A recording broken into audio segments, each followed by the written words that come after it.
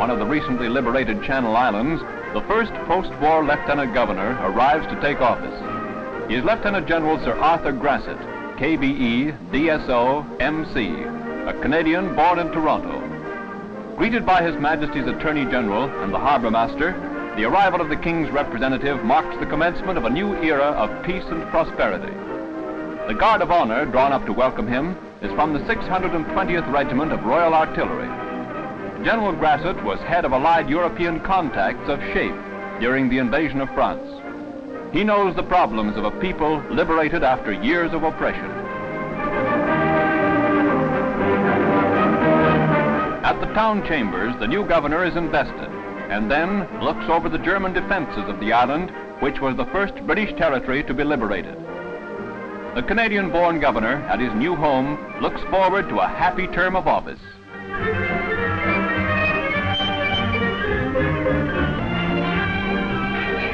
At the Army catering pool in Oldenburg, something new has been added. It is the ration of ice cream, which is available twice daily, all for free.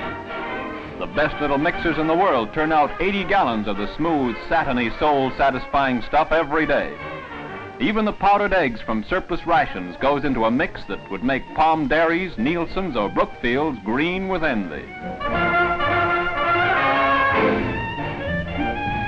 The news must have got around that Eskimo Inn is now open for business because the gang's sure all here to try out the first tin of the tonsil-teasing delicacy as it is served fresh from the freezer.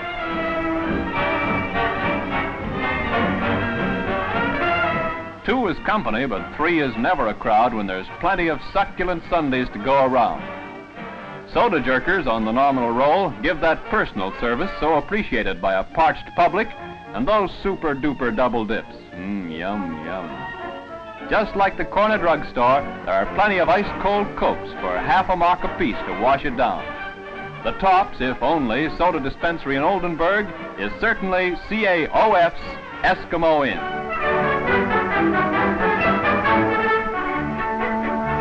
New Westminster, BC. The Royal City takes the lead in the British Empire as her mayor, assisted by Major General Hoffmeister, presents annuities to her 2 Victoria Cross winners. Raised from public subscription by the people of British Columbia, the grants will pay the warriors $100 a month from their 50th birthday. Major John Mahoney and Private Smoky Smith thus receive the first award of its kind from the hands of a highly grateful province. Utrecht, Holland. On the road to the amusement centers of Holland, the Army bus service gets operational. On schedule, the 10-ton taxis hit the many stopping points to pick up their loads. Contacting all principal cities, a regular network of bus routes is maintained. At the various junctions, connection is made with the runs to other zones. Timetables are coordinated so that pleasure-bound troops can be sure of being back to camp in time for roll call. Designed to eliminate the necessity of using unit vehicles for recreational runs, quick transportation is provided by the Army bus service. Berwickville, Belgium. The boys of the 17th Field Regiment, RCA, are re-welcomed by the folks of the Belgian town near Ypres. Stationed in Berwickville for 6 weeks on their way from Italy to the Western Front, the gunners became bosom pals of the townspeople. The 13,000 inhabitants became so attached to their Canadian friends that they asked the mayor to invite them back for a 3-day vacation. 150 of the originals take them up on the offer and waste no time in toasting international relations in good old Belgian beer. Down the hatch, and may old acquaintance never be forgotten.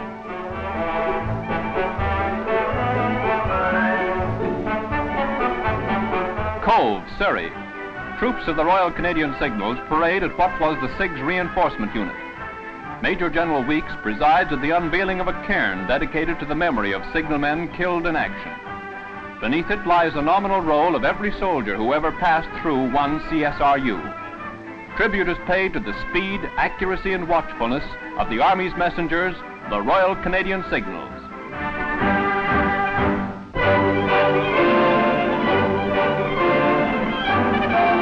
In Canada's northern forests, science combats nature in an attempt to eliminate the spruce budworm.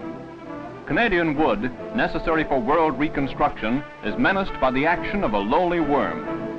In northern Quebec forests, specimens of the parasite, which preys on spruce and balsam, are taken by field units of the Dominion and United States Entomological Services. Ways are sought by which the pests can be eliminated.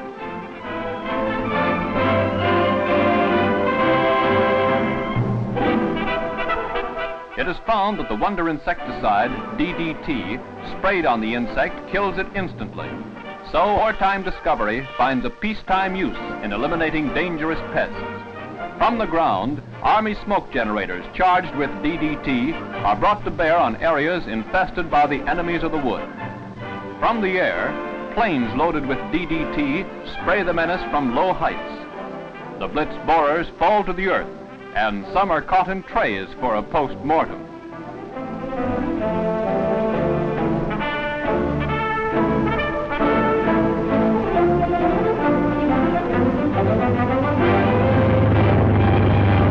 The application of an insecticide first used in the services to a civilian problem is saving Canada's timber for the home of tomorrow.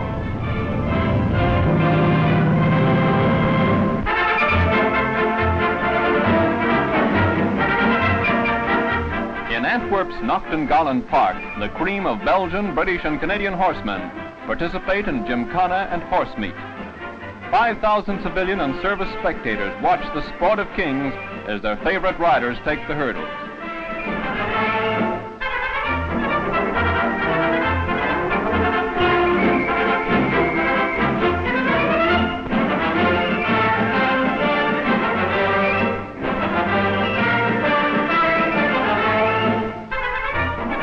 War dogs used by the CMP for guards at prisoner of war camps, trained by their owners, demonstrate their prowess at obeying their master signal. A veteran of 3 years' service takes the hoops.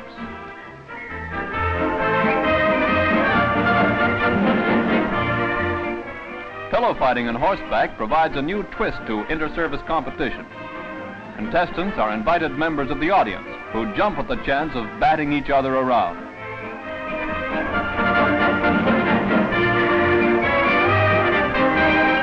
The general idea of musical chairs is to sit down, but does the horse know it?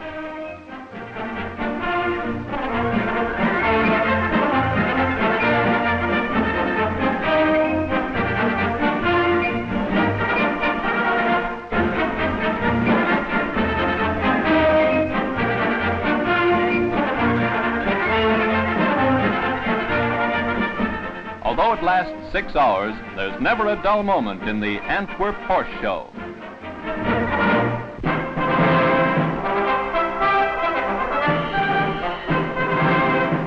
At Aldershot Sports Stadium, a grand parade of athletes opens the first track and field day staged by the Canadian Women's Army Corps in the United Kingdom. The 2 CWAC bands, specially brought from the continent for the occasion, speed on their way the contestants in the opening event, the 50-yard dash.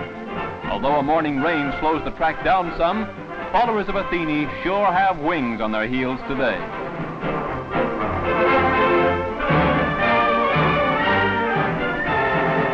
The lasses have been practicing the jumps for weeks. Their system is to hop the bus between queues on their way to work every morning.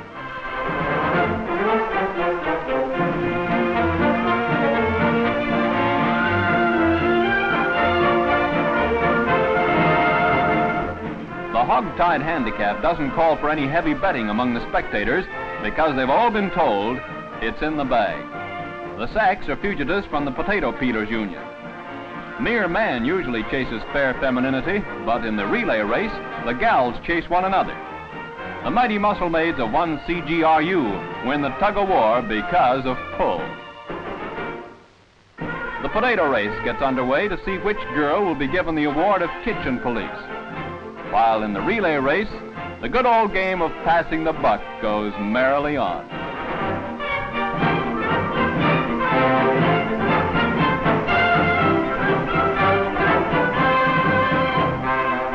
The day wouldn't be complete without a softball game in true sandlot style. The bench warmers watch Skinny at bat. Wow, it's a hit! And the referee calls safe on first. A the end of a perfect day, prizes are awarded to the winners of events. Doris Pee Wee Millard of Fort Burwell takes individual honors, while Headquarters Canadian Reinforcement Unit takes the unit prize for top athletic performance in the CWAC sports meet.